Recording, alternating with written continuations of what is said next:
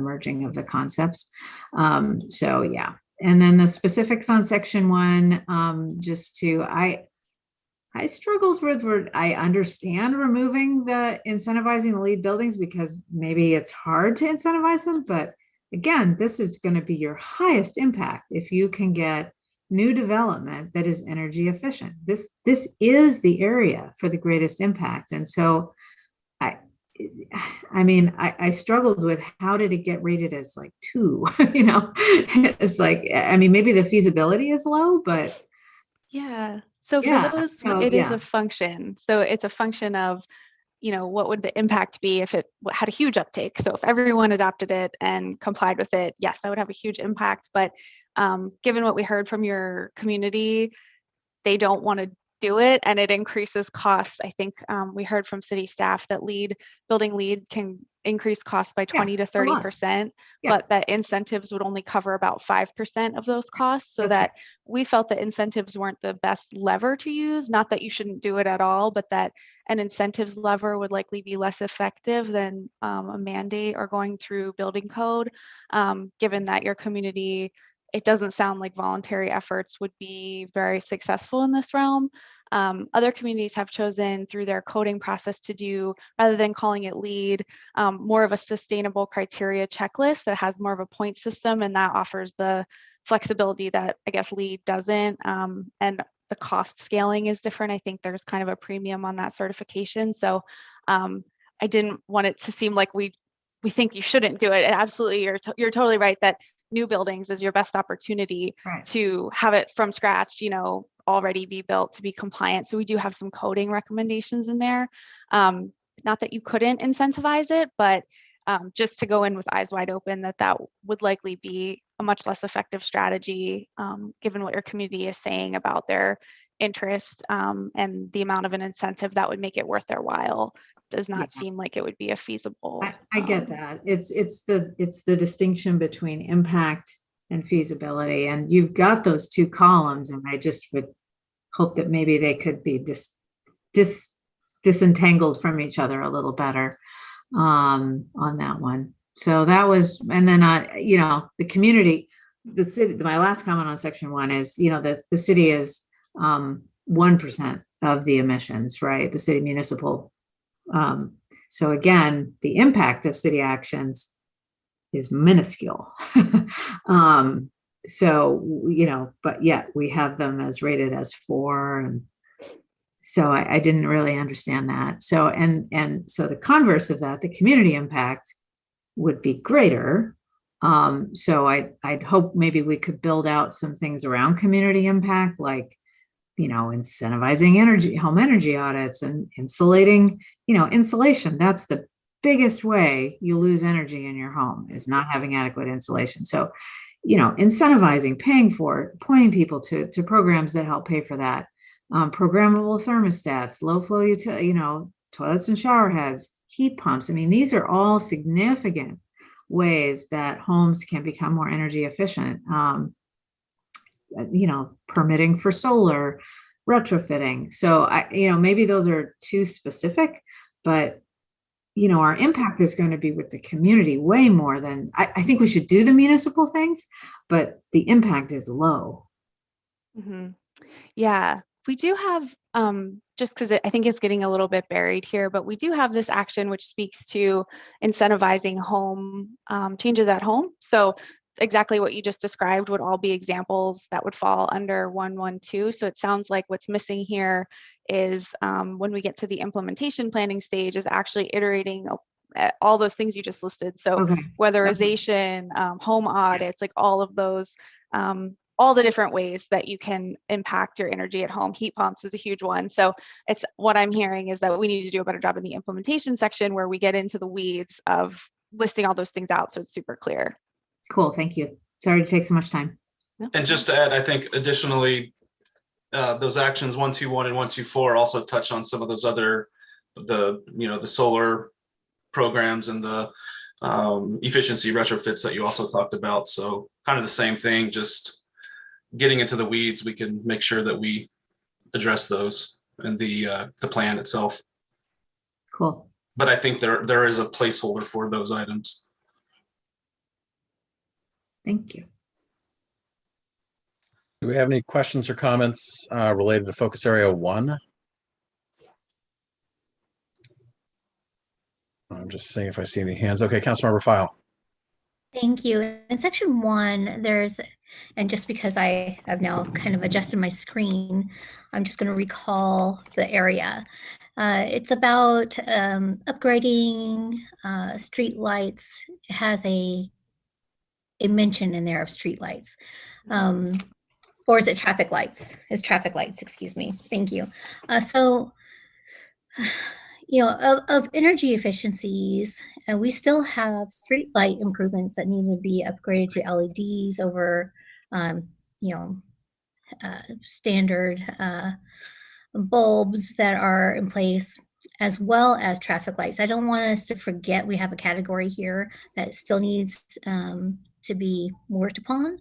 And so I'm wondering if it was just left out, or is it just assumed?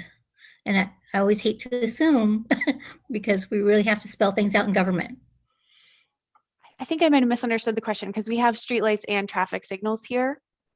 Okay, I didn't I see. think I might have Okay, thank you for pointing that out, and thank you for the correction. All right, any other questions related to section 1? All right, any questions about or comments on focus area 2?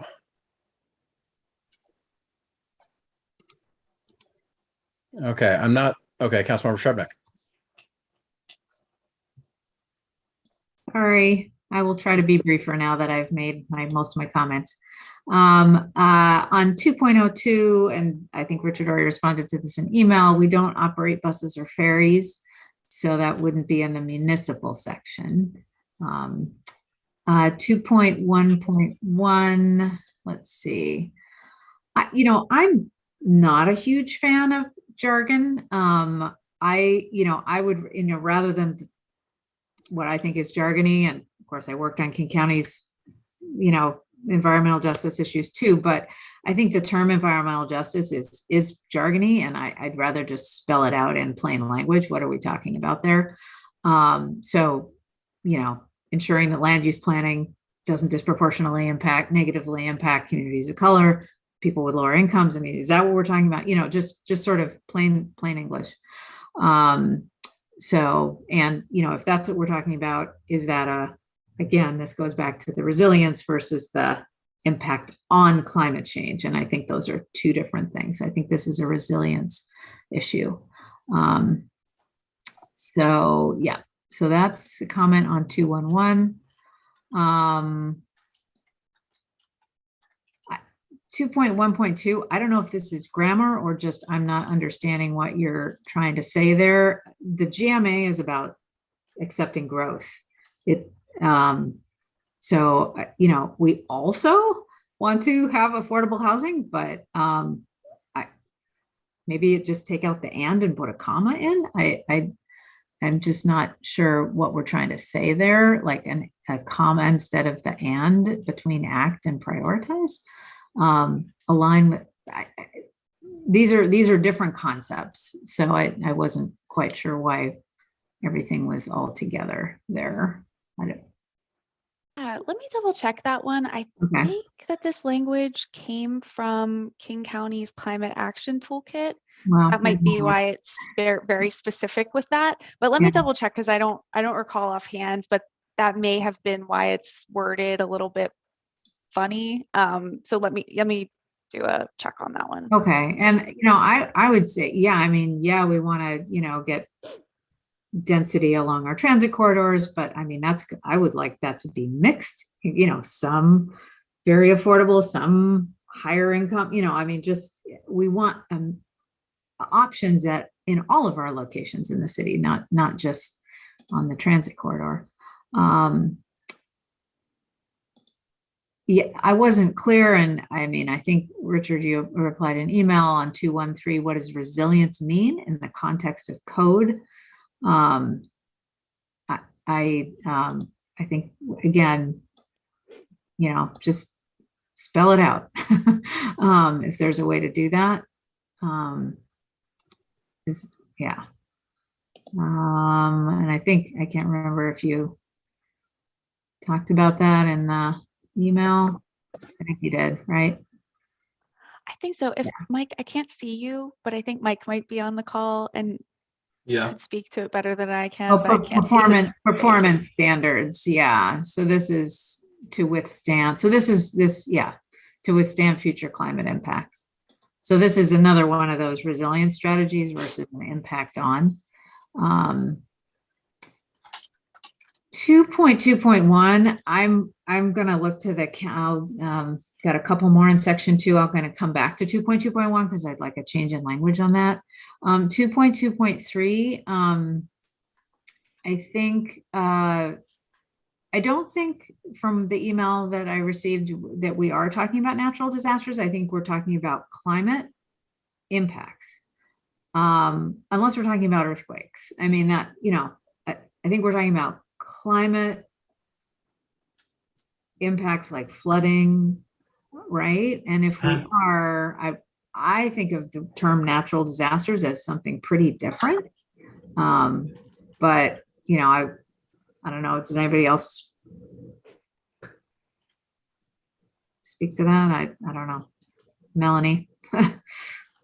Well, I'm just going to say that I actually see this plan as kind of broad.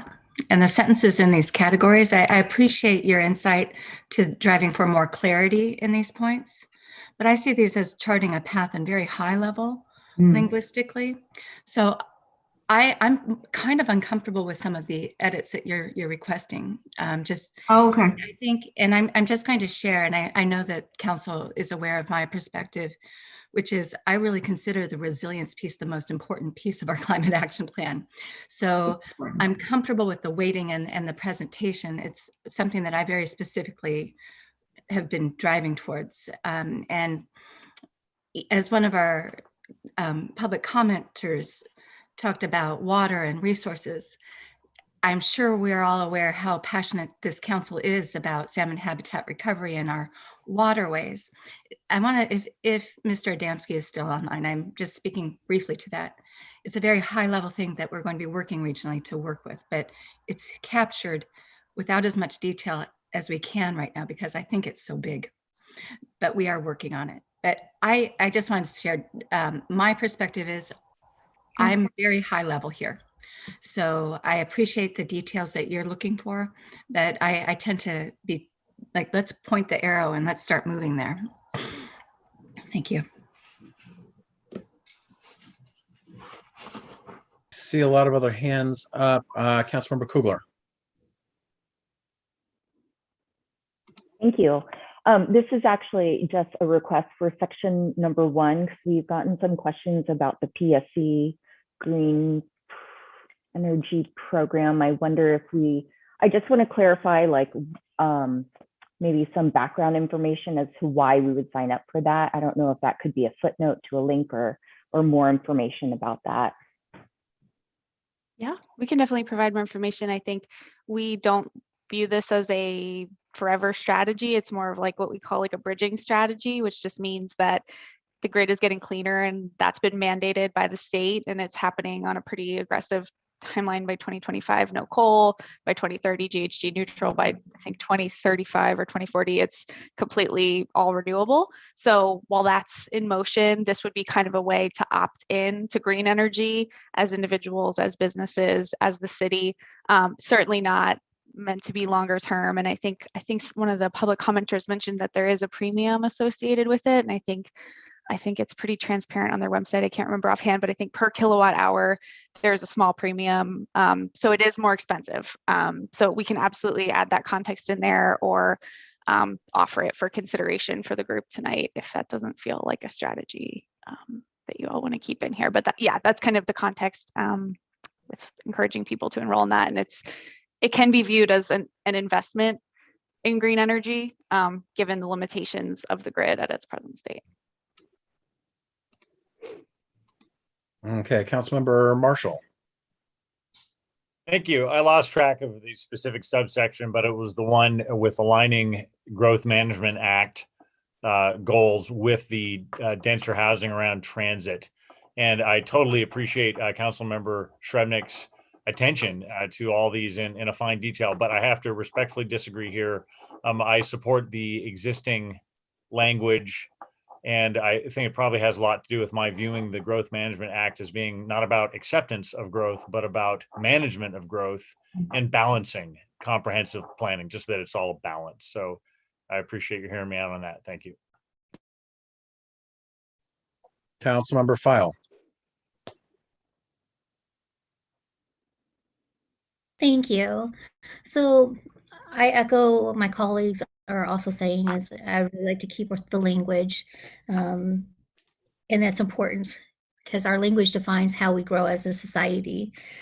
However, I would like in future documents and in documents that are prepared for our community as well to have an inclusion of a definition, a reference list for terms that can change over time. And that is usually a best standard norm. I think it's an important add in here. But when I'm looking at sections 2.0 through 2.2, and I'm looking at our future possibilities of an electric ferry, transportation, enhancement, and our growth around that, we're noticing that we have yet to design around this element. I think it's important that we maybe enhance the build strategy somehow here. I'm not quite sure on just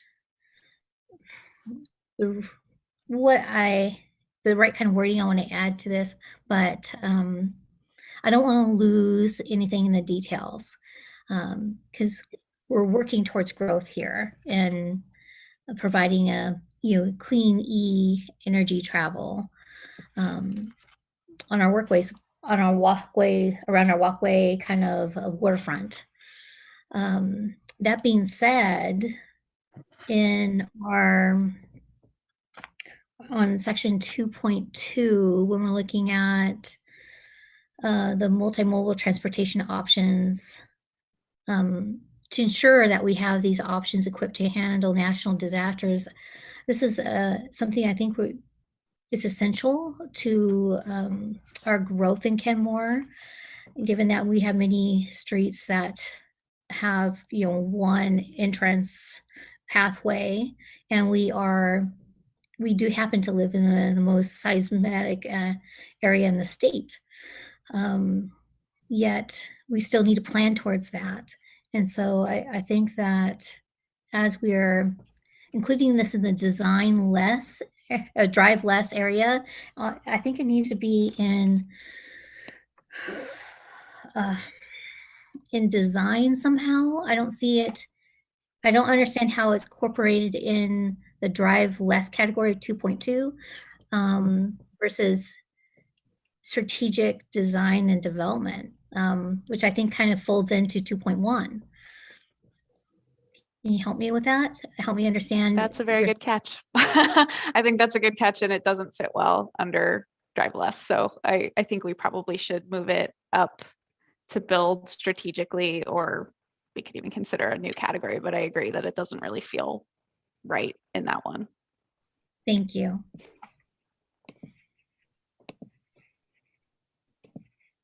Okay, I'm not seeing any more comments on section 2. I had one comment on focus area 2, and it was just with an area that Councilmember Shrevenick brought up briefly, but the under 2.1.2, it says alter zoning and planning policies to align with the Growth Management Act. That language in and of itself implies that we're not aligning our planning policies to align with the Growth Management Act. I believe our planning policies are in alignment with the Growth Management Act. So I would be comfortable just taking out that first part because it feels unnecessary and could set up the picture that we're not already following the GMA, which I don't think is a image that we want to be necessarily putting out there. So I'd be more comfortable we took out the first part of that sentence just to clarify what goals we're actually trying to get from that. Councilmember Shrevenick. Yeah, thanks. Yeah, and I just had one last comment on the section about things missing, and this, came from our citizens as well. It seems like this would maybe be the section, or maybe it's somewhere else, about the reduction in heavy industry emissions. We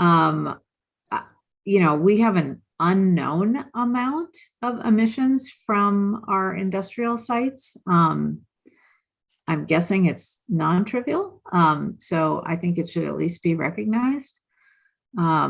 And then under the municipal efforts, and again, maybe these are the specific strategies that'll get to the implementation plan. I don't know. Things like commute trip reduction, ORCA cards, and for our community, things like walking school bus, in motion social media, rideshare, guided walks. I mean, there's a whole host of specific strategies that could happen under that. Yeah.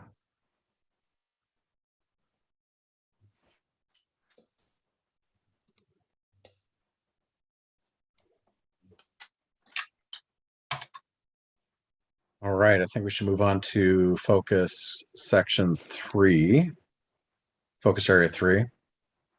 Do we have any questions, comments about focus area 3?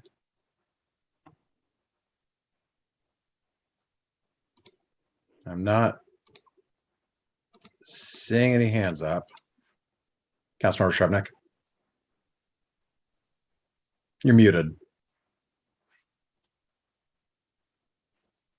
Just one. It's the same. All of the resilience strategies are super important. I just want them labeled as what they are. They're not impacting on climate action. They're helping our community cope with climate action. Those are two different things. They're both super, super important. So I'm just hoping we can indicate that.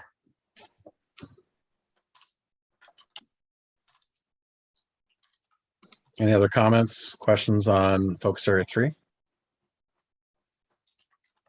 Okay, focus area 4, natural systems and water resources. Questions, comments? Councilmember Shrubnik. Yeah.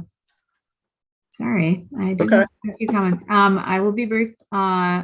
So 421 and 422,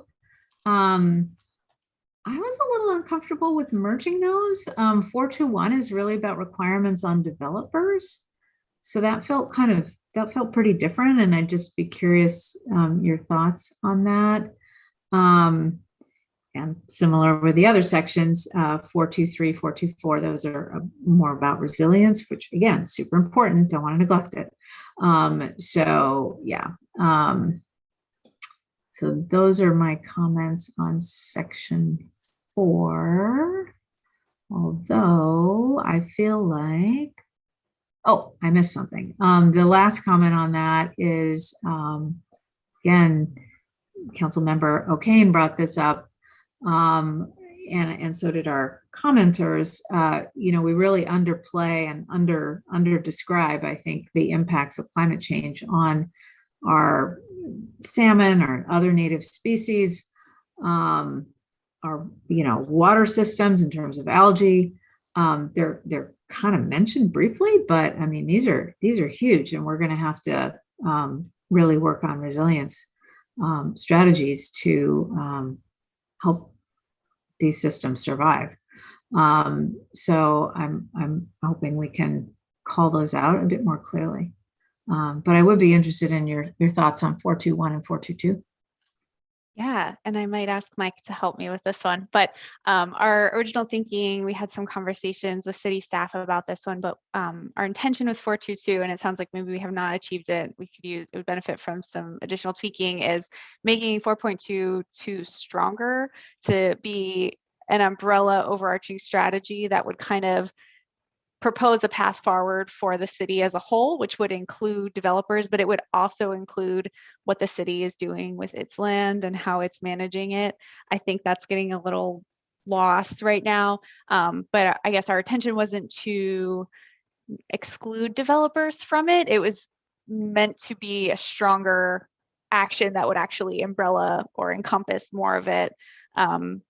Richard, I don't know if you want to add anything, or Mike. I can't see anyone's faces, so if you're trying to chime in, please just talk over me. But well, that was one of the intentions, and maybe that could use some clarification. But by moving it here, we were taking it not just to developers, but we were putting everyone under that umbrella. So city projects and private development. We thought that the direction was that you wanted both the city to lead by example and also, get the same result from the development community as well. Got it. So maybe just call that out. That would solve that problem. Perfect. Thanks. Councilmember File. Thank you. And kind of looking at this section on 4.1, I'm looking at an absence of street and stormwater, roadway contamination and runoff. In regards to that inclusion of everyone, it seems like we aren't really addressing the heavy industry corridor area, one of the most filthy roadways near this high industry corridor, which the materials used, processed, and that come through on these trucks and fall off of these trucks land on our roadway. The roadway has to be cleaned and cleared, or when the water comes from rain or rinsing of vehicles, we are having contaminants that reach right into our storm water drains and off to Lake Washington, so close to the water. So I'm concerned about a lack of focus on street stormwater, roadway contamination in relation to heavy industry.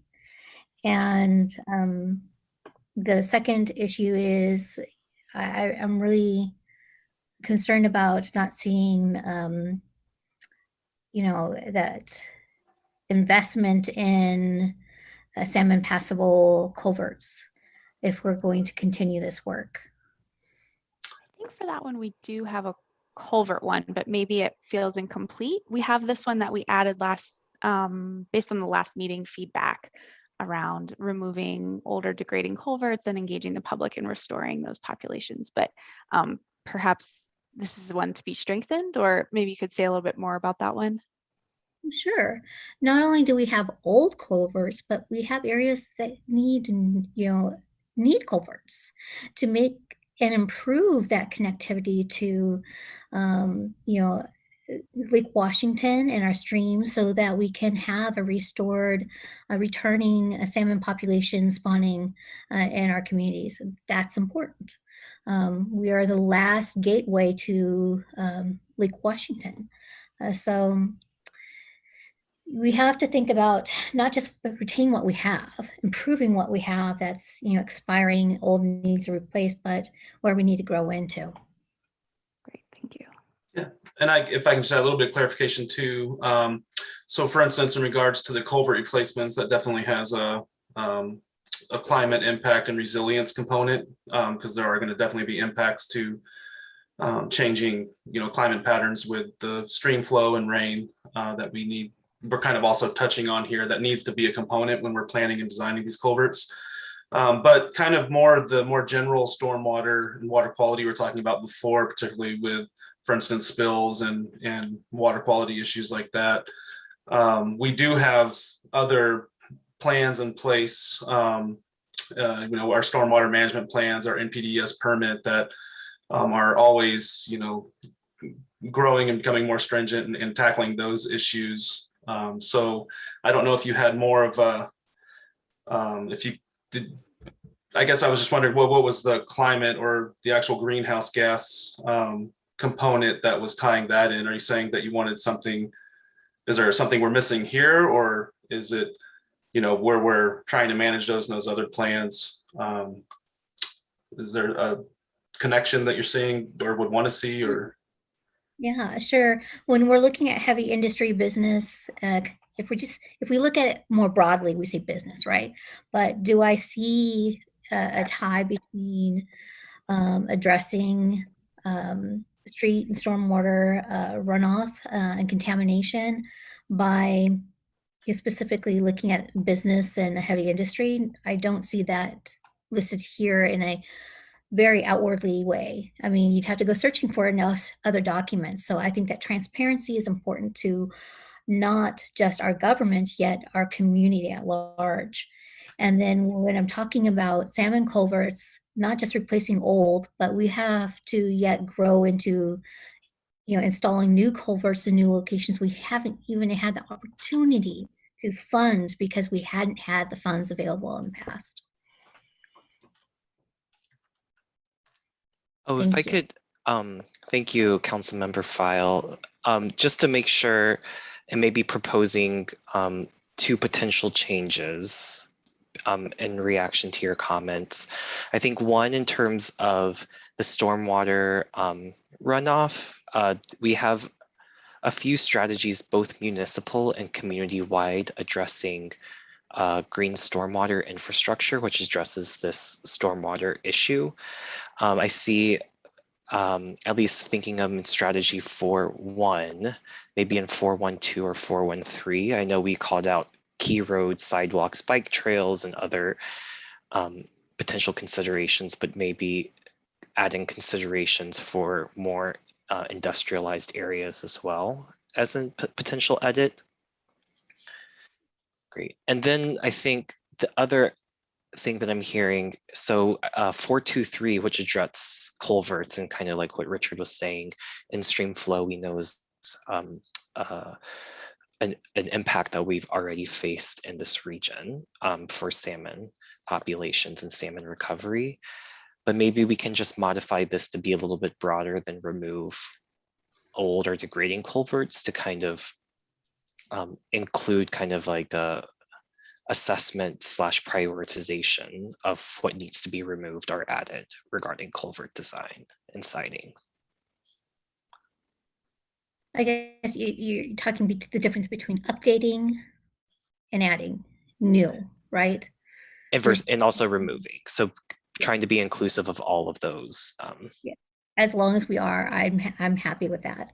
I think that difference would make it more clear that we're not talking about just removing what has been, but room for funding to,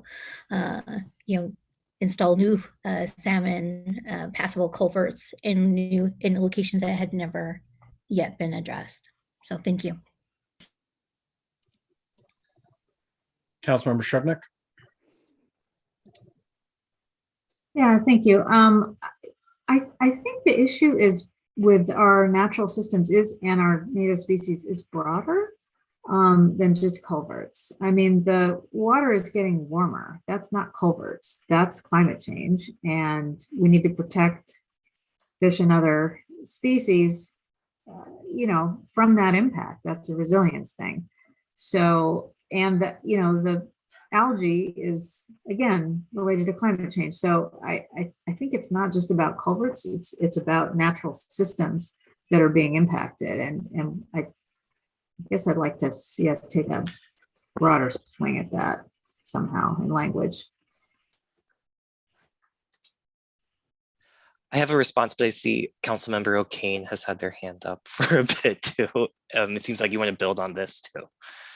Oh, sorry, I didn't see your hand.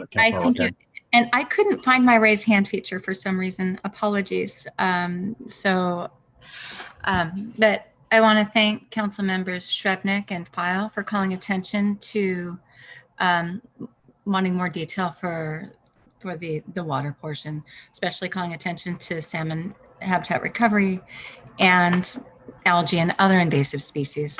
Because there's a big piece too of this is, and I consider this a resilience strategy and climate action strategy, invasive species removal with that. But I'm happy to see the stormwater and other functions included. I like the moves towards a broader approach on the culverts and others. There's almost like a language that I'd be comfortable with that doesn't necessarily have to go in there, but I'm glad we're talking about adding more salmon recovery language. I almost think on 4.2, oh, wait, no, that's the wrong number. Just a second, I'm looking at 2 screens here. 4.2.4, I could almost see putting with a salmon habitat recovery mindset or something in there, because as that you know, it's an umbrella when we do that because it feeds into so many systems. So it's not just salmon, it's the systems that salmon are a part of and provide health to. And with this, you know, riparian zone plantings and those sorts of things do ultimately help with sequestration and cooling. And I think I might have seen a little bit towards the cooling of and sequestration with plantings. So I saw the planting thing incorporated. But anyway, I just wanted to thank our council members for just taking the lead to make sure that that salmon language was and water language was more clear. And Councilmember Shrevenick, thank you for bringing up the algae and other invasive species removal, which are critical things to clean water and healthy water throughout our watershed. So, and yes, the industrial zone had the stormwater runoff and the mess that is Lake Point in our industrial area. It needs attention, and I'm not sure how we fit it in here, but it's critical. And I know it's private property and there's stuff going on there, but it is critical that land get developed in a way that is positive for our waterways. And I think that is the intention, but having that clear here is important. Thank you. Just a response and maybe potential, I think, calling in some of the multiple kind of resilience benefits.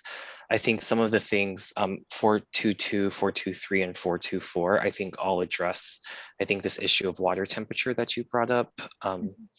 And so just acknowledging that, you know, a lot of water temperature, especially stream temperature, is often correlated with ambient temperature.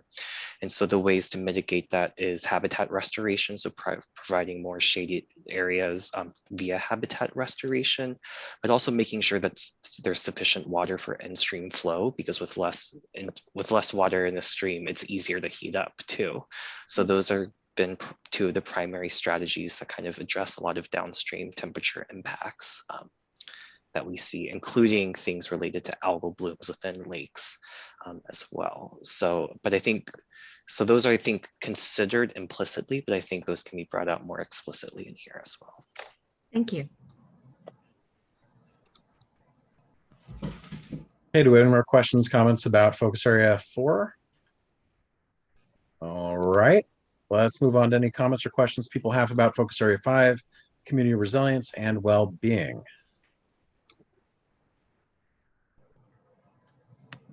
I am not. Okay, Councilmember Kugler.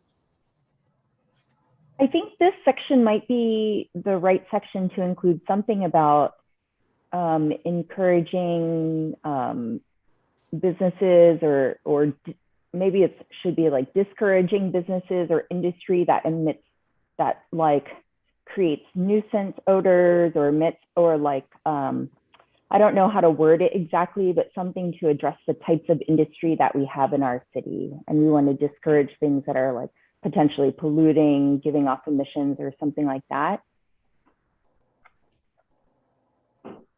I'm hoping staff might be able to suggest some sort of language there related to that.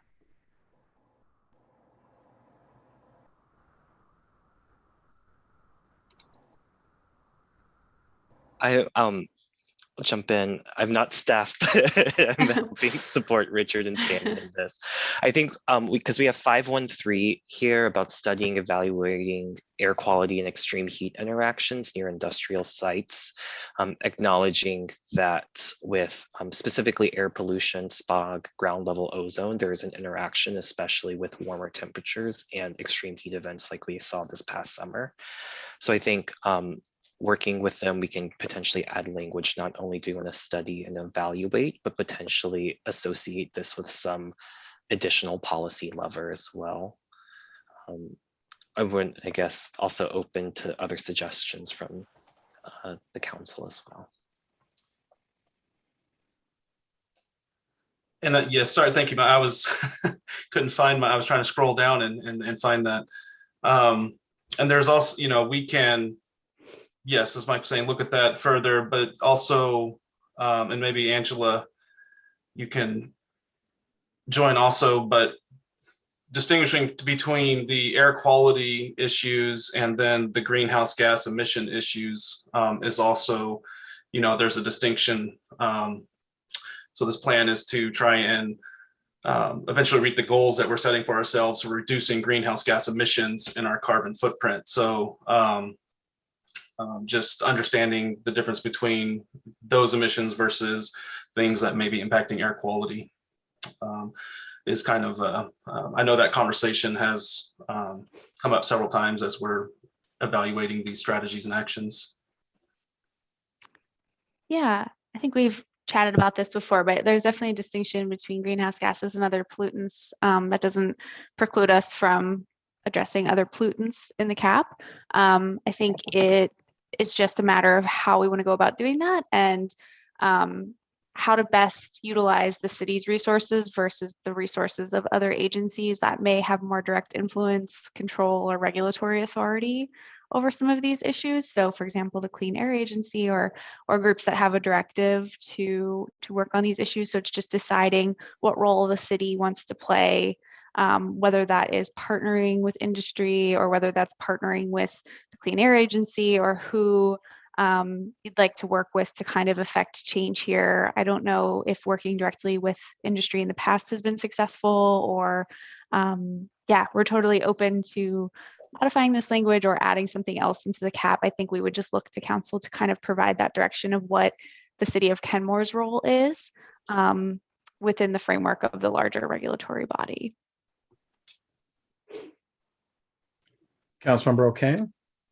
I liked what Mike suggested about adding something towards action. I think that's a really, with study and evaluate air quality and extreme heat interactions near industrial sites with the intent towards action or corrective action as necessary, whatever that means, if that means working with other agencies, but include something towards action because we need that. And with that, we are saying this is a critical area. We recognize it, we see it, it's incorporated into our climate action plan as not just a study, because the study can only go so far. It demands that we have to reach out. Action could be reaching out to those agencies for support. But our experience has been limited in the support of what the state agencies have even been able to do up to this point. Therefore, we need to be looking for what actions can we do as a city in working with property owners or whatever it is to make improvements. So I really appreciate the suggestion and thank you.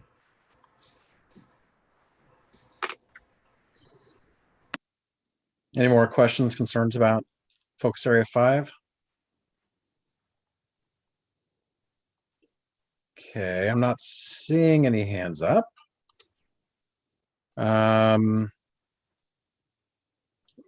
Is there anything else the staff needs us to go over? Mr. Sawyer? No, thank you. I think we've obviously received more feedback than we want to try and adopt something tonight. So what we can do is I'll work with our team to we'll go through the recorded meeting and make sure we're capturing everyone's comments in the right places, and we can do another draft for your review in another round. Okay, Councilmember Kugler. Thank you. I just wanted to provide some clarification that my suggestion might prompt some additional thinking, like in particular, like encouraging certain industry or discouraging certain industry might mean at a high level that we might revisit zoning, maybe revisit whether we want light manufacturing or not in certain areas. It also supports that high level goal of encouraging green jobs, green industry. So that was kind of what was driving my suggested language. I just wanted to clarify that because the action piece of evaluating air quality, that is getting more specific and didn't quite capture exactly what I was suggesting. So I just wanted to put that out there. Okay, Councilmember File and then Councilmember O'Kane. Thank you. So I want to quickly just address something I didn't see in this entire document, and I didn't happen to really think about last time. Yeah, given the impact of climate change, global warming, and flooding, along with development, we have a change in pest management issues. These are part of our environmental issues, environmental at large, which is a environmentally at large, which is a public health issue and a social determinants of public health. So where does that fit in all of this document?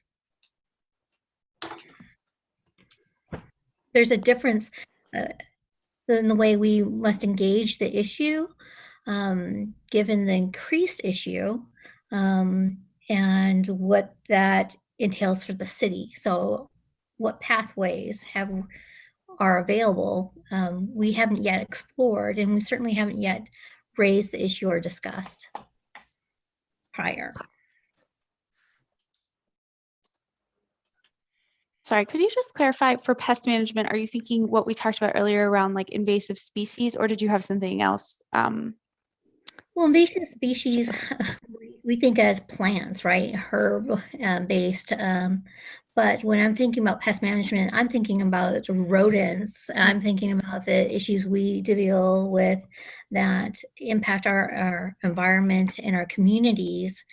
And the increased population is an impactor of the changes in global warming, climate change, and flooding and development. So we have this, other issue. Pest management is important when we're talking about rodents because of, public health, safety, and welfare, and the impact on environment. But there has to be some way of addressing this issue. And I think it has to be part of all of this. It's just a missing part within our plan.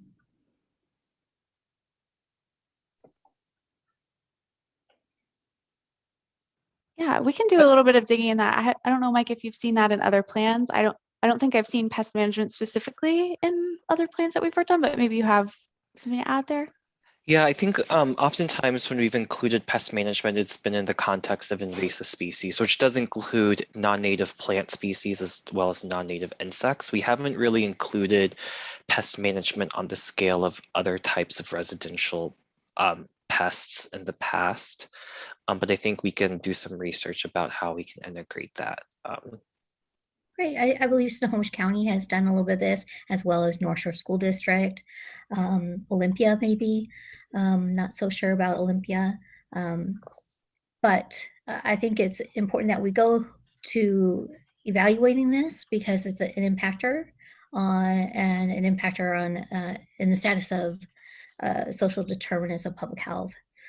So overall, we spend money towards it, more money recently, budgeting from a city side, and our community is noticing these differences. But unless addressed, we can't make a change there.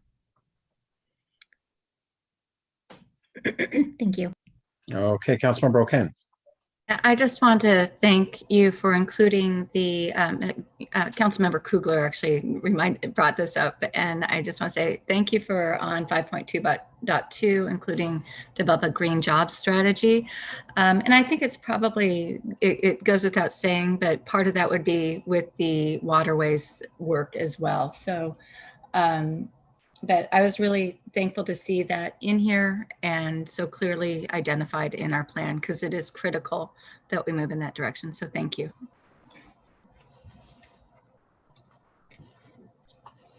Any other questions, comments? All right, I'm not seeing any. So does staff feel like they have what they need to synthesize feedback today and bring this back either in a consent agenda or a future agenda at some point? Yes, we can do that. Thank you. Thank you. All right, next on the agenda, we have a public hearing on the mid-biennial budget amendments 2021-2022, presented by Finance and Administrative Director Leticia Salcido. Hello, good evening, Honorable Deputy Mayor and Council members. Let me share my screen. I have a presentation. Let's see.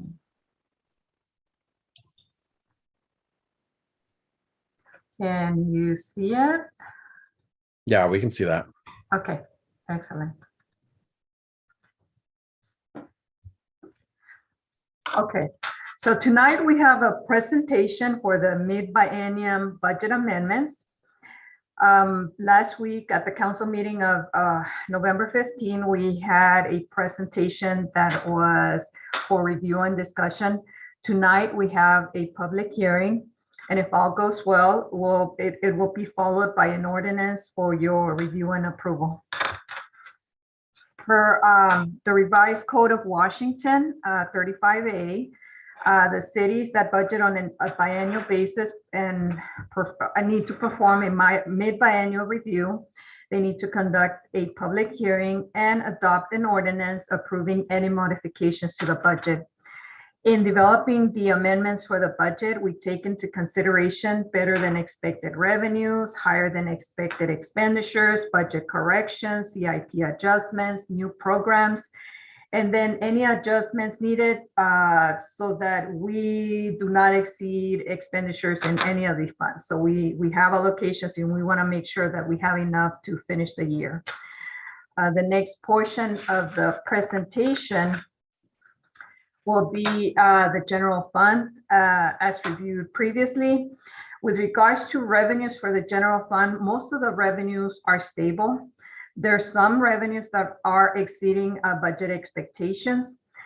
With regards to expenditures, the departments are spending within budget. With 83% of the year elapsed, as of October, we have spent 69 of the allocation for the year. Now, with regards to adjustments within the general fund, we have an adjustment of $672,000 to increase the sales tax projections to reflect better than expected actual revenues coming in, year-to-date revenues. With regards to, we also have within the general fund in revenues an $800,000 adjustment, but that's just to reflect a loan repayment from one fund to the general fund. The original budget had an allocation of $1.5 million and the actual loan was 2.3. So now it's being paid back. We need to reflect that in the general fund. With regards to expenditures, we have a $1 million transfer to Strategic Opportunities Fund with a goal to replenish it up to the amount. The goal is 2.5 million. So we're trying to bring it up to that amount again. The net increase, all the revenues, adjustments and expenditure adjustments, the net increase is $472,000 to the general fund. With regards to revenue adjustments for other funds, these are revenues not for general fund operations. These are restricted for specific projects or activities. For example, the first one here, we have an adjustment of $6.4 million. So we're increasing our revenues. And this is for the ARPA Fiscal Recovery Fund. That's the American Rescue Plan. We're receiving half of those funds in 21 and half of those funds in 22. We have an adjustment of $2 million for the real estate excise tax, and that's for capital or park projects.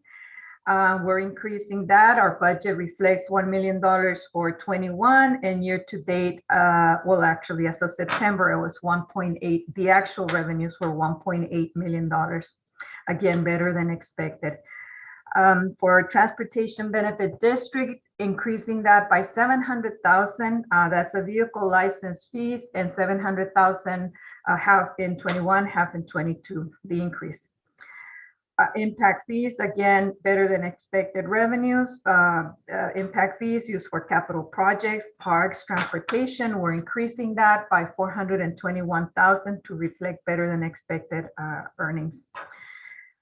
Grants, $5.4 million. That's for parks and capital fund, and then for the Sammamish Bridge Replacement Fund. And these are revenues that were budgeted in 20, but were received in 2021 for those two for construction projects.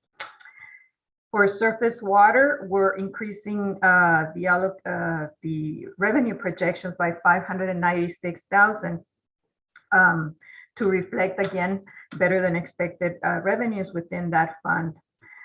We're increasing, adjusting by $6.5 million transfers in, and these are loan repayments, corrections from one fund to the other fund, just to make modifications and correct. Then the final one, $3.5 million, that's a revenue for parks capital projects from grants and again from transfers from other funds to assist with the increase in some of these projects, two projects, Tlawa D's and Log Boom. So and therefore the $3.5 million increase in revenues. The other side of that are the expenditures, just like we received, again, the adjustments, just like we received the ARPA funds, American Rescue Plan funds. We now, when those funds were received, council approved an allocation for human services contributions of $1 million, and we're making the adjustment for that amount. We also have for the ARPA fund for operations, $571,000 for 21 and 22 combined. That's for salaries, benefits, supplies, and services. We increased, we're adjusting by an increase of $2.5 million to land acquisition. That's in the Public Works shop fund. The original budget reflected $3.5 million, whereas the actual purchase price will be approximately $6 million. We're adjusting that. There's an adjustment for a loan repayment from the Sammamish Bridge Replacement Fund to the general fund and the REIT fund in the amounts of $2.3 million and $1.5 million respectively. There's an interfund loan to the Public Works Shop Fund of $2.6 million that is being adjusted and is being reflected in the revised budget. We have interfund transfers, reconciliations, $1.3 million of various interfund transfers, one fund to another one, for reconciliation, CIP adjustments, etc. We have the final one, $3.5 million, just like we reflected the revenue coming in. This is the increase CIP park capital projects, Tlawa D's, Log Boom Park. And these adjustments are a combination of, some of them are a combination of changes that we made at the last CIP presentation in June, and then this presentation coming up tonight. The last part of this presentation is the update to the 2021 salary plan. The June CPI for West Seattle, Tacoma, Bellevue, that's the Consumer Price Index for urban wage earners and clerical workers, is the index typically used by the city for any wage adjustments. The increase this year is 6.3%, and it is recommended, we recommend a 6.3% adjustment to salary ranges, adjustments effective January 1st, 2022. If the amendments are acceptable to council, this is a public hearing. And after the public hearing, you'll have the opportunity for an amendment ordinance. And then if the salary plan is acceptable to council, the ordinance will include an amended salary plan for 2022. This concludes the presentation portion of the public hearing, and now we're open for comments and questions. Councilmember File. Thank you. In response to the salary that's proposed, I'm inquiring as if there has ever been a gender parity pay gap analysis done for our Kenmore staff and employees. Given the new changes in Washington state law, newly adopted in 2019, I think it's time to do one. If one has not yet been done, I would hope that we would. And so first, how has a gender parity pay gap analysis been conducted? I will rely on Mr. Carlinci for the historical. Yeah, not to my knowledge, but we can have our legal counsel take a look at that and find out what the requirements are. And we can also have it be a part of the DEI process that we're going through as well. Okay, I would definitely want to look into that and have it followed up if my fellow colleagues also would support that. I don't know. I don't know that this is the time for that discussion, but I'll finish my other question. The other thing is regarding the Strategic Opportunities Fund.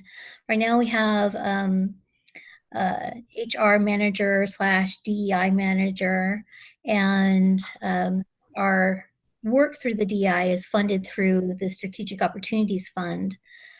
But as we can grow our work, public transparency there is really important, and to be able to track that also for future leaders of Kenmore.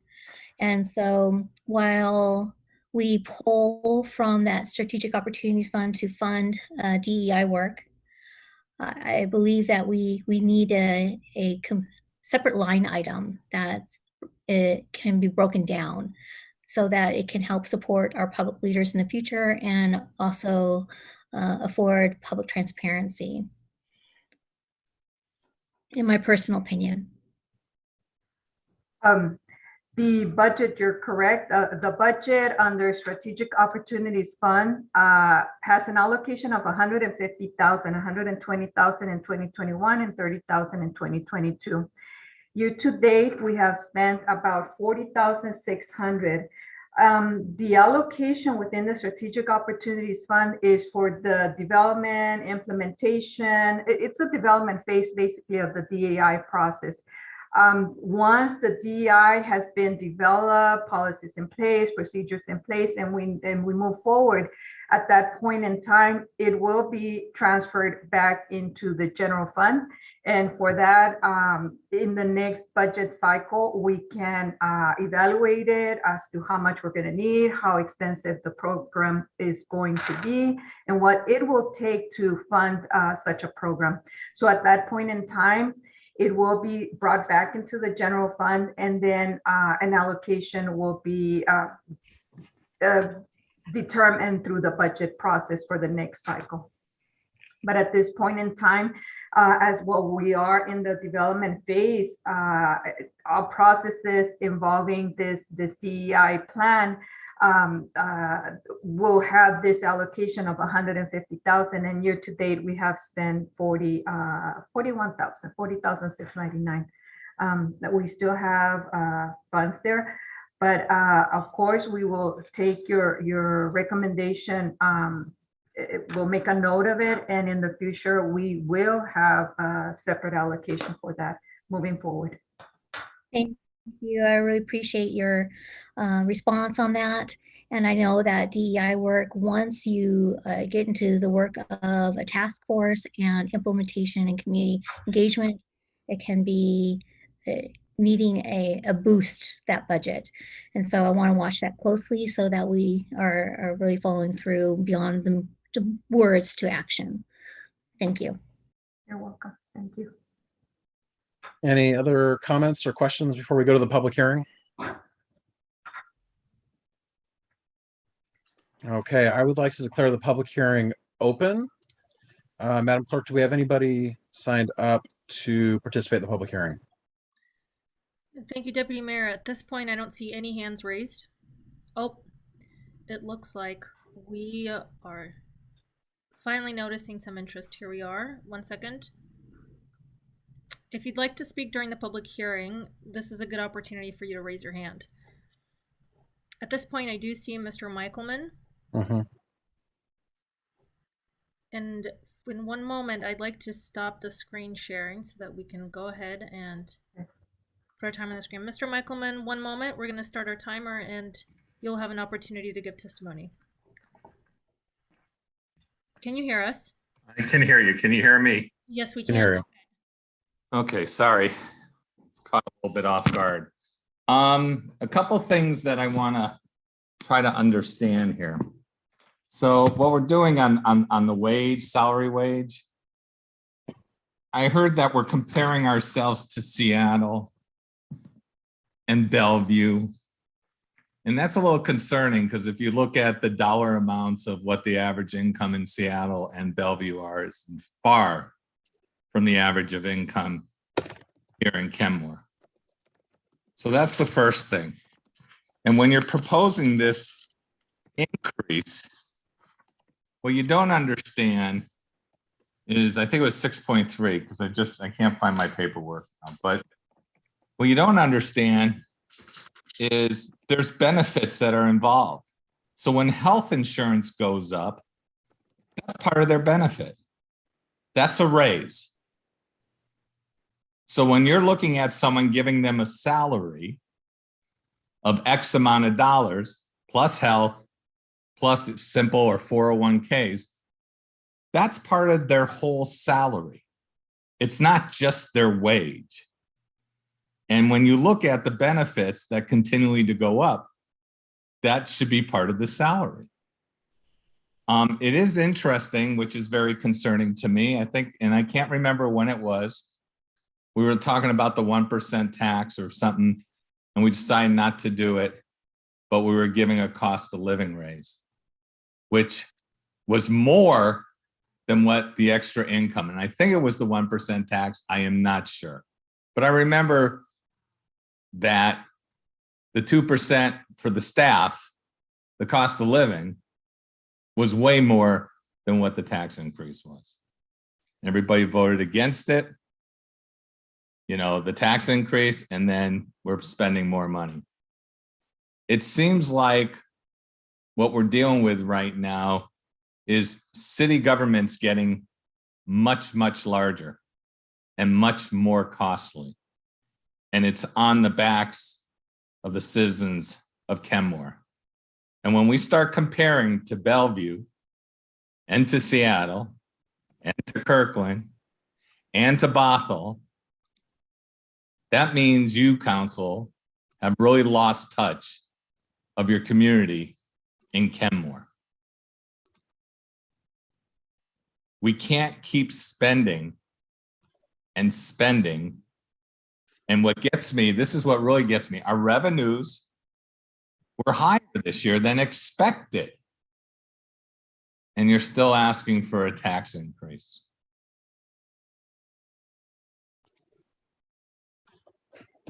The issue is we, the people, have elected you. And we've elected you to deal with being very fiscal responsible. This is not being fiscally responsible. When you go ahead and you say a 6.3% raise for clerical, 1 and 1's not equaling 2, because you're not taking into account the benefits that they have. The increase of cost of health insurance, which, by the way, if we want to save some money, we need to raise deductibles, give less percentage to the families for health insurance to our employees, if you really want to save some money. So with that being said, I really want you folks to really think hard about this.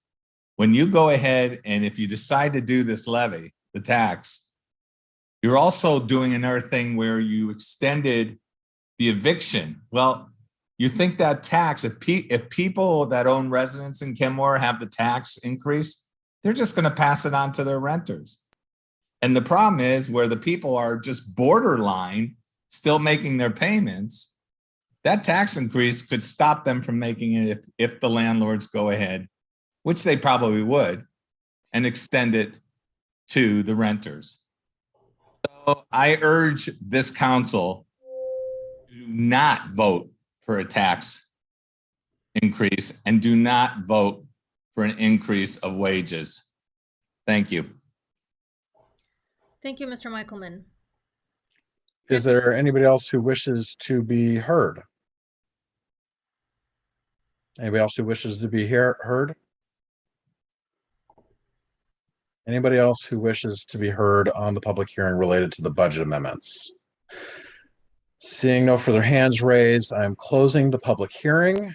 We'll now move on to the business agenda. Ordinance 210540, amending the 2021-2022 biennial budget and salary plan for 2022. Ms. Salcido. You're muted. Sorry. Moving forward, yes, so we're asking for your approval of the ordinance approving the budget amendments, both the budget amendments as well as the salary plan if acceptable. Councilmember Shrevenick. Thanks. Just a quick question. So the budget amendments, according to the agenda, are a separate thing from the 1% tax approval. So point of clarification, does the budget as proposed in item A assume the 1%? 1%? Does it assume item B or does it not assume item B? The original budget included a portion, approximately half, a little bit over half of the increase as a result of the 6.3%. The amendment for the salaries increase above that amount that is already in the original budget will be part of a budget amendment in 2022. It's not what I asked. So the item A is the amended budget. Item B is the 1% property tax levy. Does item A assume that we will be passing item B? Does it include the money that will come from the 1% property tax levy increase? I'm sorry, does the budget? Did you budget in the increased revenue from that? Or does it not include that? I'm just trying to, I guess what I'm saying is if we pass item A, have we already, in essence approved item B? No, it does not Okay, include item B. Yes, no.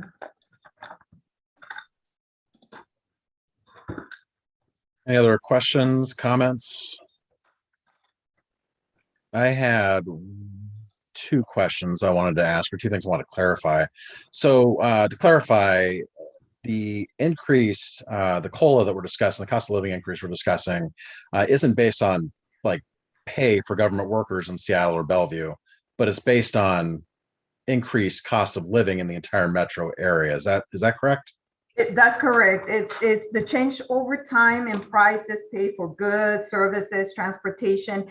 And this index includes the King County, what was it? Snohomish County, several counties, but one of them is King County, which is where Kenmore is. So essentially, we're just keeping our employees' buying power flat between the 2 years. Okay. And then, no, that's for the next budget item. That's for the next item. Never mind. Any other questions, comments? Councilmember Marshall. Thank you. Isn't the CPI increase the greatest increase we've had recently? I haven't kept strict attention to it, but that's just sort of what I assumed with the massive inflation we've had recently. Isn't that the biggest amount we've had? And is there any? Do you think there's any rationale for looking at it somewhat more fiscally conservatively? Yes, this is a big increase, and it's due to the level of inflation. As you have heard, inflation has been increasing drastically, and so that is reflected in this index. Last year's CPI was 1%, so this is a high, but it's reflective of the times. Yes. Council, looks like the city manager wanted to add something. Yeah, I just wanted to, I looked at the last time we saw something in the 6% range was 2009. Actually, during the height of the last recession, it was about 6%, but it was tied to inflation. And as far as I know, at least as long as I've been here, you've been consistent on tying it to the CPIW for Seattle, Tacoma, Bremerton. Councilmember O'Kane. I just wanted to bring up, in normal times, it would be a 3% increase or so per year for CPI. We didn't have 1% is not very much.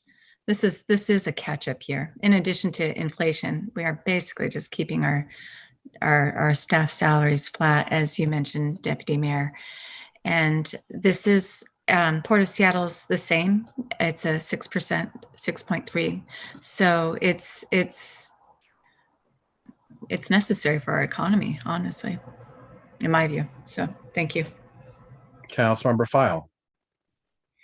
Thank you. And I understand that this is a continued rollout of the federal and state cost of a living impact. So that 5.9 rolled up to 6% is what many Americans are going to be receiving. So it's not surprising that we are talking about that same aspect here when we're talking about government.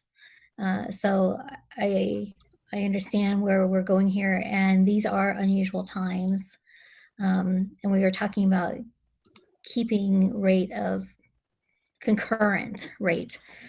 So I can understand that. I know that it can be confusing to community, but there's a lot of good information to be read about it available to our community as well. So thank you. Any other questions or comments? Okay. The chair would entertain a motion to adopt ordinance 21-0540, amending the 2021 biennial budget and approving a 6.3% wage increase and a salary plan for 2022. So moved, Councilmember Shrevenick. Second, Councilmember O'Kane. All right, it's been moved and seconded. Any further discussion? Seeing none, would the clerk please take the roll? Councilmember File. Yes. Councilmember Marshall. Yes. Councilmember Kugler. Yes. Councilmember Shrevenick. Yes. Councilmember O'Kane. Yes. Deputy Mayor Herbig. Yes. The motion passes.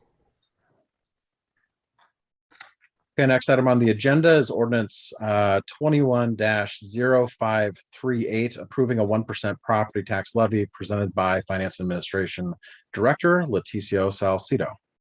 Thank you. Let me share my screen.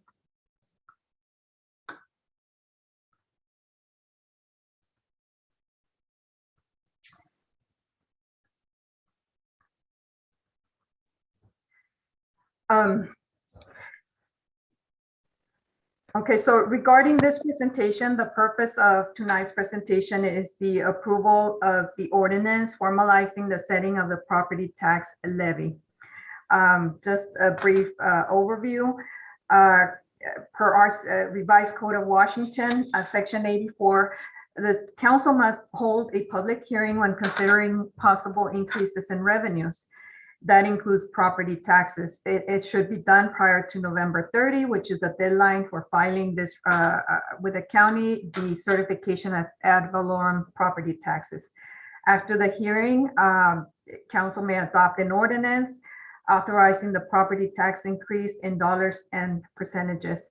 The public hearing was held last week at the council meeting of November 15, where we presented for review and consideration the regular property tax levy, the excess levy as well with that. With regards to the actual levy, each year council must set the tax levy, and in doing so needs to decide whether or not there will be an increase above the effect of new construction.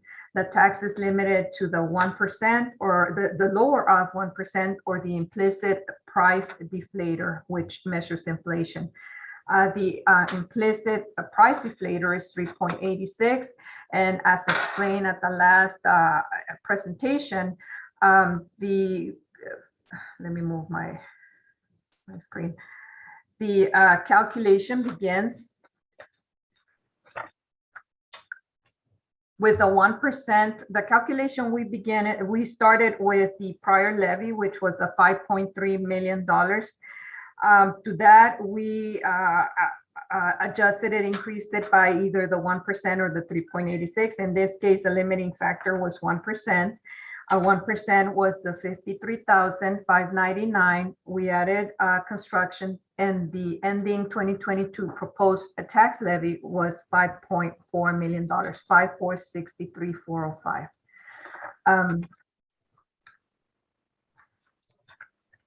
The $5.4 million translate into a tax rate, a projected tax rate of 0.887, which is calculated based on the proposed levy divided by the preliminary assessed valuation for the city, which is 6.1 billion.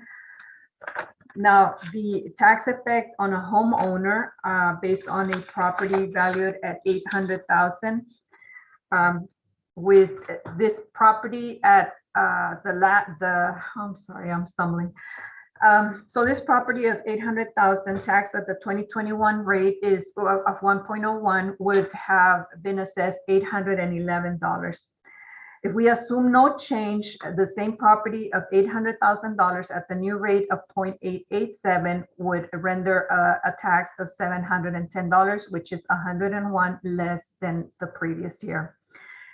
Taxed the same property, assuming a 15% increase in value up to 920,000, taxed at the new rate of 0.887 would render a tax of 816, which would be $5 more than previous year. In addition to that, there is the excess levy, the tax levy. The excess tax levy is for the walkways and waterways bonds. That's a bond issue of $18.1 million, of which the outstanding balance as of December will be $14.6 million. The resources needed to pay that is $1 million, $1,056,150, which translates into 0.17 per 1,000 of assessed valuation. The property tax distribution for an $800,000 property, including all taxing districts, and one of them being, along with the city of Kenmore tax, the total tax rate per, and this is per the county, would have been 11.27 per 1,000 of assessed valuation. The total bill would have been 9,016, of which only 9% corresponds to the city of Kenmore. And this is the allocation in the various districts: North Shore, schools, fire, Sound Transit, King County, etc. Now there is tax relief per state law. There are two benefit programs, and this is per the county website, for senior citizens and for the disabled. The two programs are the property tax exemption, which is a reduction to the tax due. The second program is a property tax deferral, which is you defer taxes until a property is sold, when it's not a primary residence, and another. The qualifications for the exemption includes an annual household income of 58,000, currently at 58,423. You have to be able to, you own or occupy the property as your principal residence, and over the age of 61 or disabled. So there are tax reliefs for certain individuals. And for information, that's on the county's, King County's website, and this is the phone number. And I just have a chart, a historical chart with regards to the tax rate over time, showing the decline down to the 0.89%. And next action is the adoption of the ordinance if for your remote review and approval for both the property tax levy as well as the excess property tax levy. Okay, can we shut down the screen sharing really quickly? Just easier to call on folks if I don't have that up there. Sure. If you're finished, of course. Yes, I am. Thank you. Do we have any questions, comments? Councilmember Shrubnik. Thanks. Of course, I'm supportive of the excess property tax levy, which we'll get to, but the 1%, I do have kind of mixed feelings about that, and I'm not supportive of passing that. As I didn't support the one last year, I think the rationale for not supporting it this year is even stronger. We have a stronger revenue picture for our general fund, and even if 70%, as you pointed out, of that general fund increase was due to construction that may not be stable, that still leaves us with over, it's on the order of 100 to 150,000 more than we anticipated, and the increase from the 1% is only 53,000. So while it is fairly trivial increase for any given property owner, as you pointed out, $5, it is also fairly trivial for us as a revenue stream. And I guess on that basis, and the fact that, many folks are still hurting from the pandemic, I feel like we could forego that. And so that's my position. And I'm also wondering whether you can refresh our memories about how the banked capacity works. If we forego it now, how can we use it in the future if we want to? You're muted. Yes, with regards to the bank capacity, we currently have approximately 455,000. So the way it works is it's that you bank the difference between what you could have levied versus what you actually levied. So the difference between that. And so currently it's about 455,000. And based on the initial information from the county, I calculated that without the increase, the bank capacity would be approximately 511,000.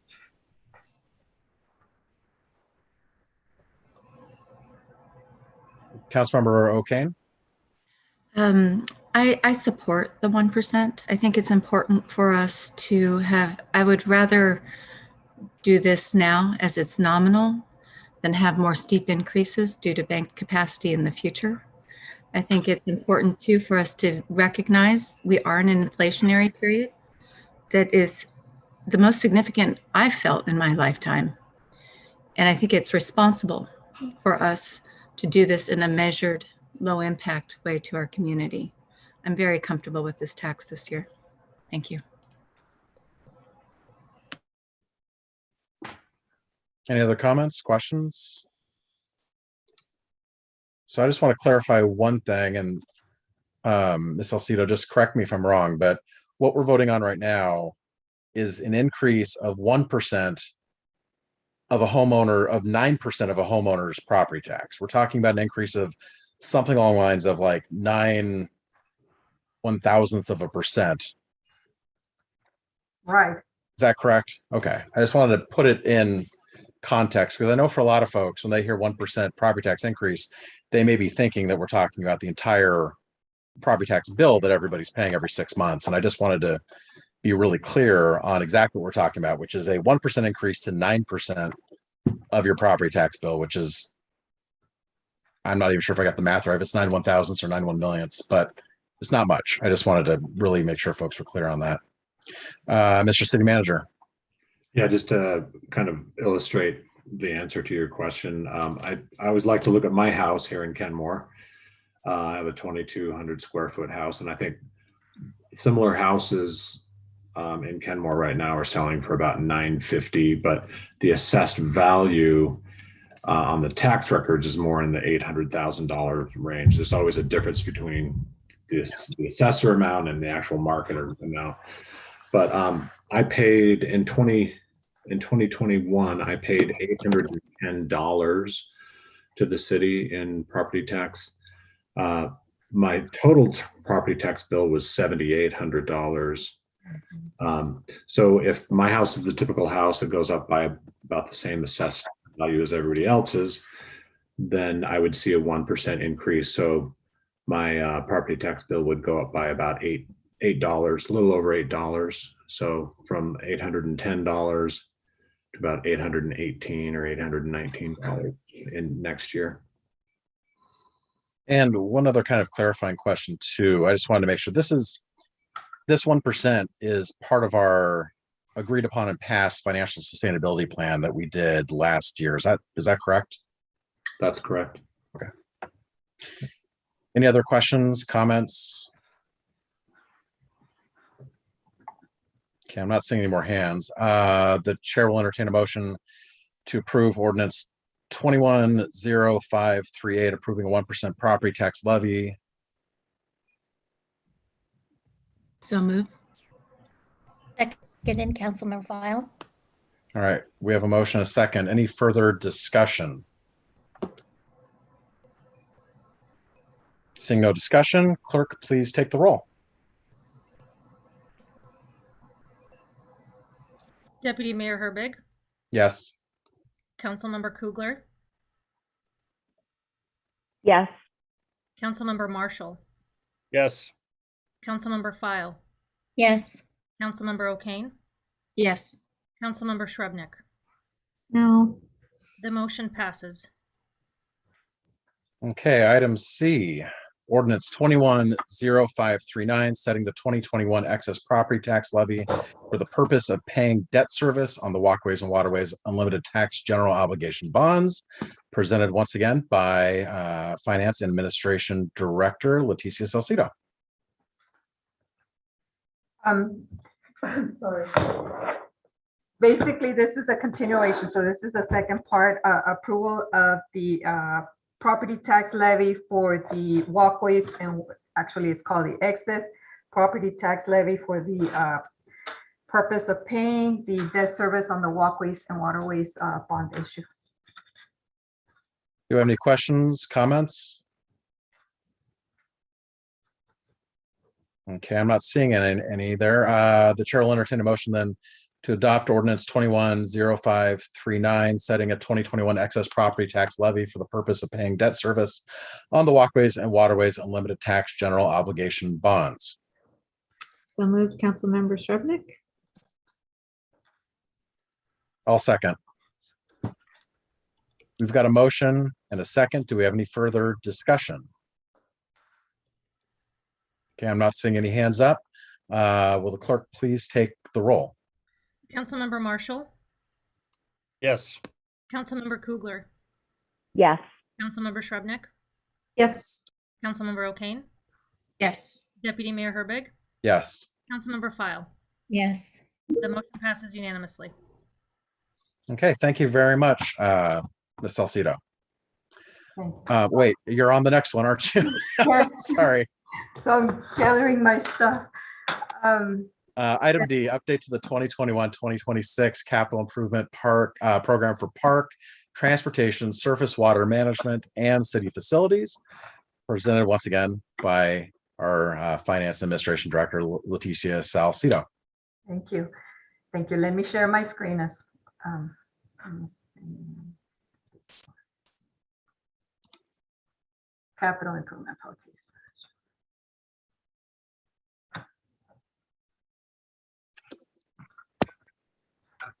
Okay, once again, good evening.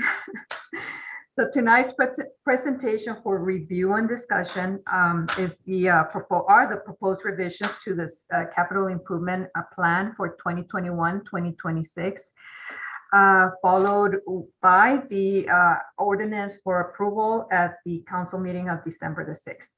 But for tonight, we have let me see, our presentation. The capital improvement program for the city for 2021-26 is made up of 33 projects. In total, they equal $100 million. The projects are in 4 categories. We have the park projects with 9 projects valued at $12.9 million. We have 14 projects in transportation, that's $65.5 million. Surface water, 9 projects, $8.2 million. And then city facilities, 1 project, and the debt service on a loan valued at $13.2 million. The revenue sources for the $100 million in projects come from various. We have federal grants, state grants, and other for example, King County grants.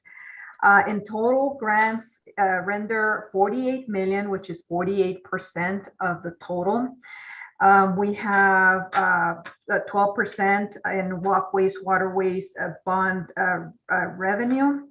We have 12% in other debt. That's for the Public Works shop. We have an allocation from impact fees, an allocation from real estate excise tax, 11%. And then we have our local, which would be our Strategic Opportunities Fund, Surface Water Fund, Transportation Benefit District, General Fund, etc.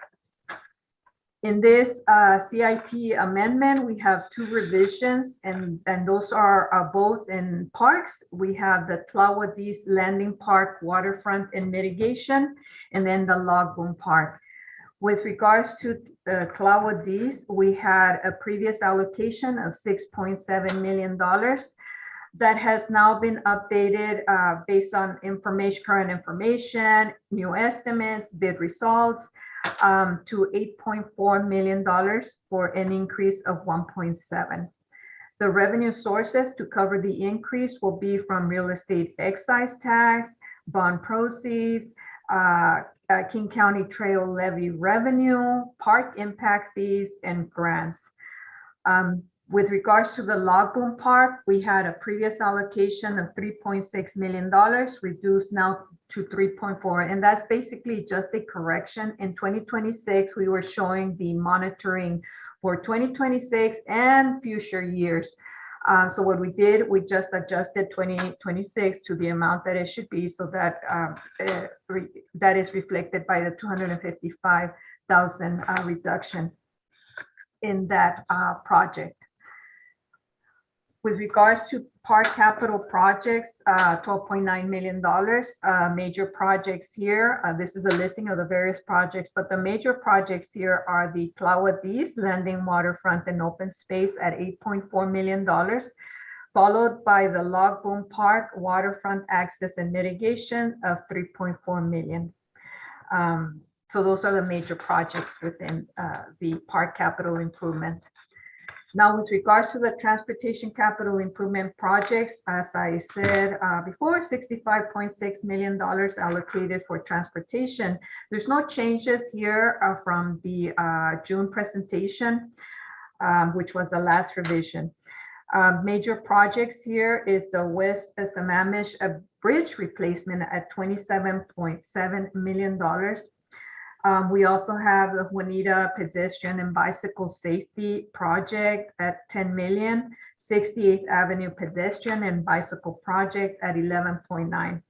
We have an allocation for sidewalks of $7 million, comprised, I think it's 3-4 projects on this slide, and then pavement preservation, $3.4 million. With regards to surface water capital improvement projects, there's no changes in this category. We have an allocation of $8.2 million, the same allocation, and just worth mentioning are the major projects here, the Fish Passable Culvert at $2.3 million, the Little Swamp Creek relocation at 1.6, and the Blueberry Creek culverts of $1.5 million. The city facility capital improvement program has $13.3 million, and that's for land acquisition and development for the future site of the Public Works shop, $10 million.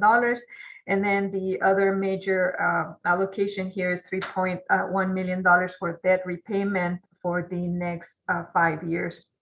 And that's for the financing for the land acquisition and development. A 6-year view of the capital improvement plan, again, $100 million total here at the bottom.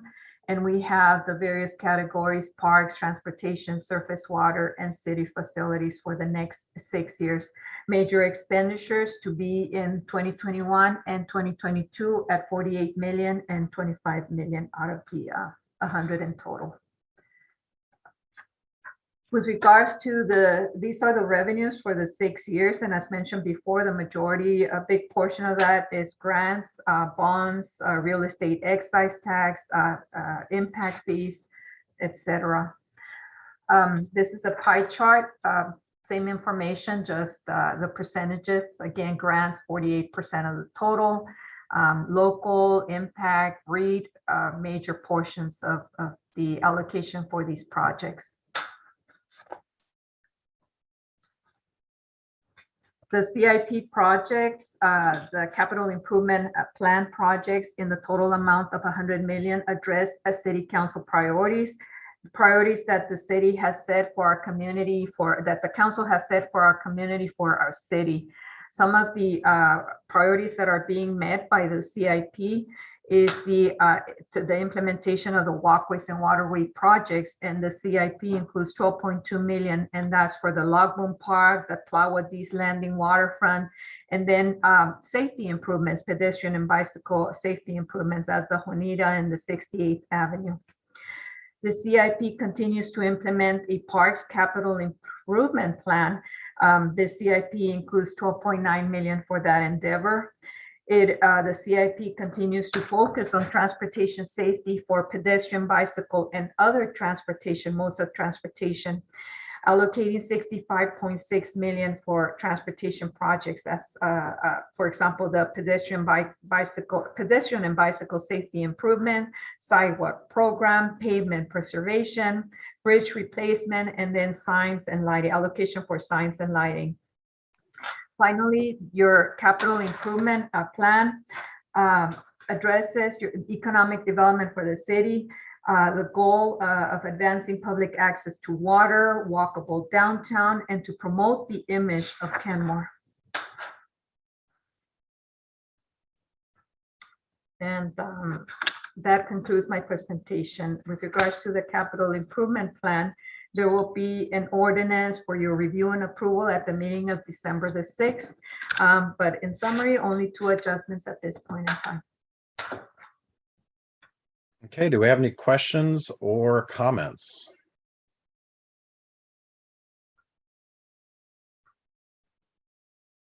I am not seeing any hands up. So I want to thank you very much for the presentation, and we'll look forward to seeing that on the 6th. Thank you. Staff report. Nothing, Your Honor. Have a great Thanksgiving to you and the public.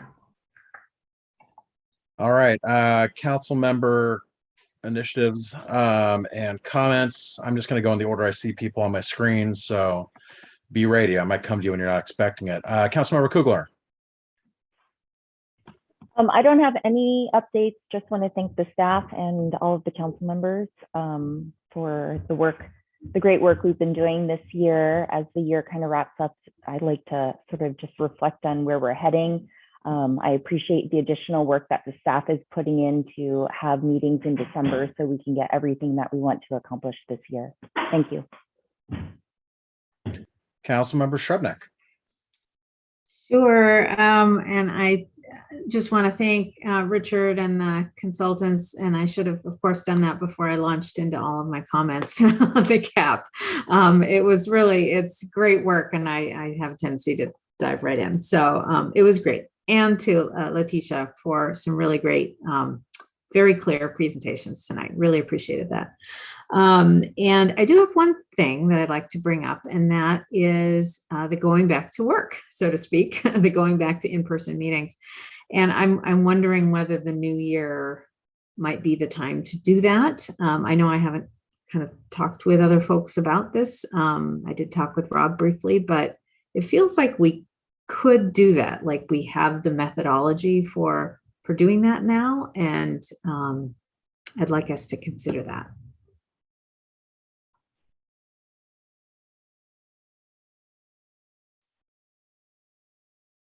Excuse me, Councilmember, are you wanting feedback? Well, I guess the next step is you need 2 people to discuss it and a majority to bring it as an agenda item. I'd be willing to discuss it. Okay, we've got 2 people willing to discuss, so let's discuss. Does anybody have thoughts on in-person council meetings?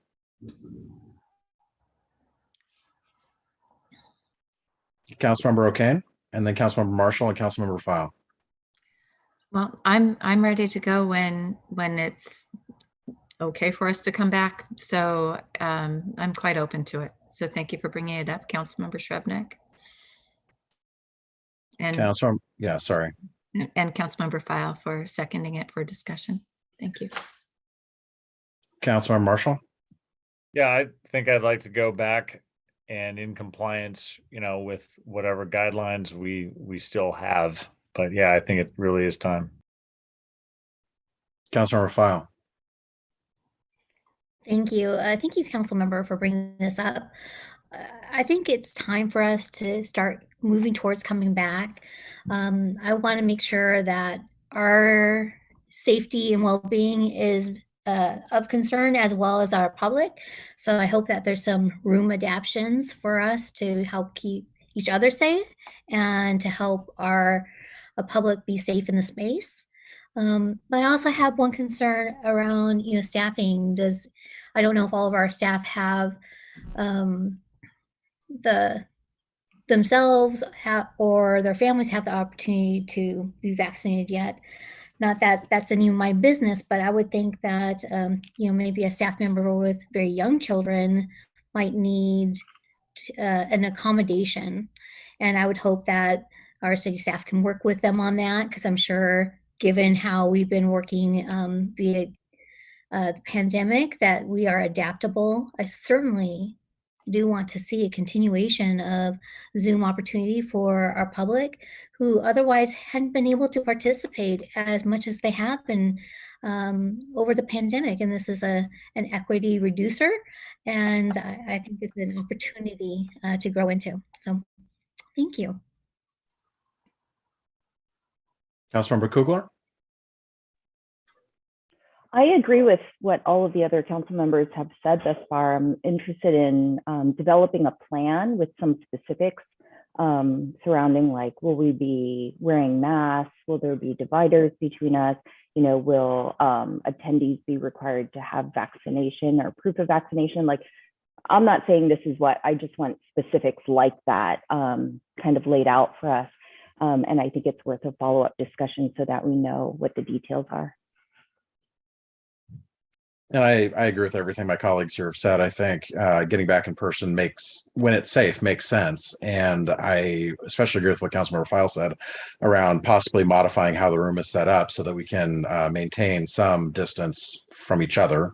And I would also hope that, we're all willing to, show our vax cards at least once before we all sit together for hours on end debating exciting things. So yeah, I think a discussion of a future council meeting before the end of the year would make a lot of sense to hash out what that looks like so that we can feel safe, the public can feel safe. Because I think there are some details that need to get worked out before we do that. So I think we have consensus there. Can we add that to a future agenda, Mr. City Manager? All right. Where were we? Oh, and y'all mixed up too when I was calling on people in order. So now I'm kind of lost. Councilmember Marshall. I can report that the NPRSA met this last week and approved a budget for many needed improvements for the North Shore Senior Center, as well as a renewing and extending an interlocal agreement with the City of Everett for a lot of contracting. So a lot of work that's going to be going on at the Senior Center. And I also confirmed that meals are still going to be offered in some form for takeout at the Kenmore branch. Thanks all for a good meeting. Councilmember File. Thank you. So earlier I raised the issue of a concern. I hope that we can look into conducting a Kenmore gender parity pay gap analysis to ensure that we are looking at these issues that have been recently been addressed by our state legislature and applying them locally. I think that's a good example of moving forward together as instilling local government action after state action. Other than that, the North Shore School District bond is coming up, and I would hope to have an ask to have a resolution for consideration be brought to us.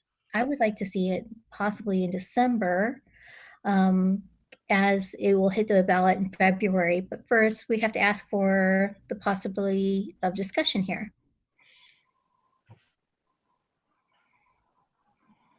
To add it to an agenda. Yeah, I'll second discussion around adding this to an agenda. Thank you.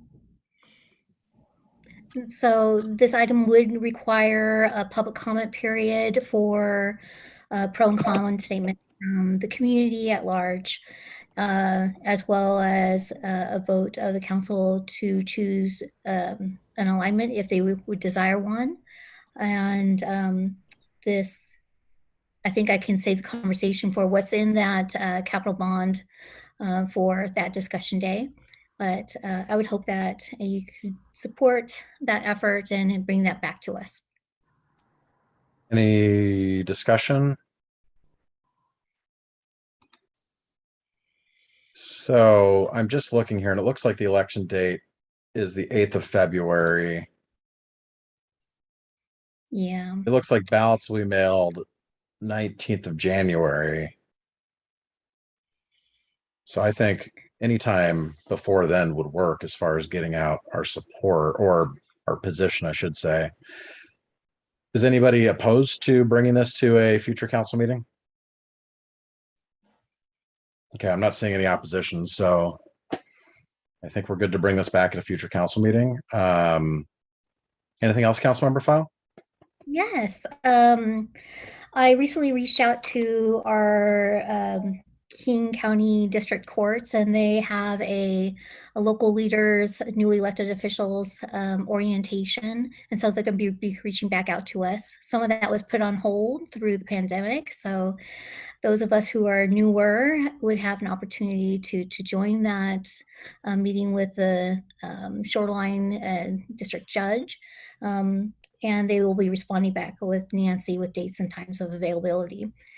So other than that, with the National League of Cities, I was adopted to the LGBTQ local leaders, local officials board, and voted in by the predominant membership. And I'm really excited to share that new news with you all.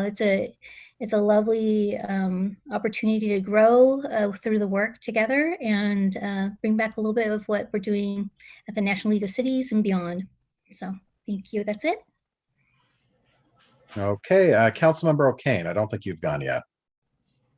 I just want to wish everyone a beautiful Thanksgiving with friends, family. I want to thank staff and the public for their participation in our meetings, and really wishing everyone some goodness this weekend and gratitude. So thank you. All right, and I have one thing that I need to bring up for discussion, and this is something I heard about just last week and is happening relatively quickly. But apparently a few weeks ago, an email was sent to us from the Fire Commission asking, they're wanting to add advisory board positions to the board, so non-voting board members essentially, and they're asking for an elected representative from the city of Kenmore and a representative from the city of Lake Forest Park to, it sounds like, regularly attend their meetings and give input into what the fire district or what the fire commission is doing. I was asked to attend their meeting that they're going to be having tomorrow at 4 o'clock. They're having a special meeting tomorrow at 4. I'm not sure if I have the capacity to regularly attend all of the fire commission meetings myself. So I wanted to toss the opportunity out there, see if anybody had any interest. We don't need to make a decision right now, but and I'll forward around the email that we got from Chairman Webster. But I just wanted to put that out in front of everybody. If anybody has a particular interest in the fire commission, this could be an interesting opportunity to interface with them on a more regular basis. I'm hoping to learn a little bit more about this tomorrow at their meeting that I'll be attending. So I just want to put that out there, and we can bring it up at a future meeting if anybody has interest. And if you do have interest, let me know. Because as much as I'd like to do this, I don't think I have the time in the day for it every month, or every couple weeks. So Anyway, with that said, we got no further business to come before us. This Kenmore City Council is adjourned. Thank you, everyone. Good Have a night. wonderful Everyone, evening. thank you. Bye. Thank you, and good night. Happy Thanksgiving. Merry You Thanksgiving. too.